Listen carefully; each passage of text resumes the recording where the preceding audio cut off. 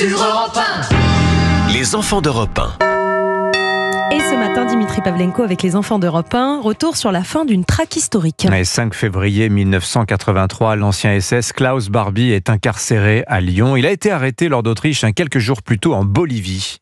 Oui, après 38 années de cavale, Klaus Barbie est extradé de Bolivie où il avait trouvé refuge. Il va être jugé comme criminel de guerre, responsable de l'exécution de plus de 4000 personnes et de la déportation de 7500 juifs, dont la plupart sont morts à Auschwitz. L'arrivée en France du boucher de Lyon se déroule évidemment sous haute surveillance. Il arrive à la base d'Orange dans le plus grand secret. Il doit aller au palais de justice? Eh bien non, il ira directement en prison.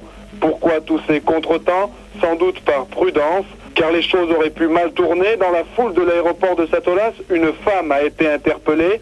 Elle était venue à l'aéroport avec une carabine 22 longs rifles. Renseignement pris, cette dame avait été à l'âge de 5 ans internée avec ses parents au camp de Drancy.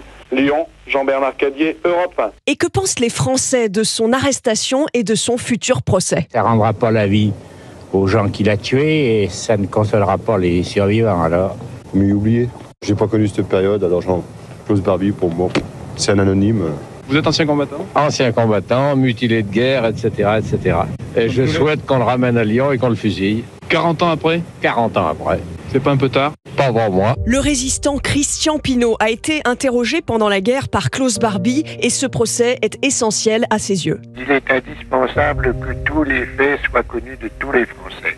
Et par conséquent, le procès de Klaus Barbie en France peut avoir une influence morale importante sur la jeunesse. D'autres, comme Maurice Boudet, torturé lui aussi par Klaus Barbie, se rappellent son regard cruel. Dès qu'on avait vu ce regard, je pense qu'on ne pouvait pas l'oublier. Il n'hésitait devant rien pour faire avouer. Mais la torture, elle était d'abord morale et après, ça ne durait quand même pas très longtemps. C'était tout de suite les coups qu'il donnait lui-même.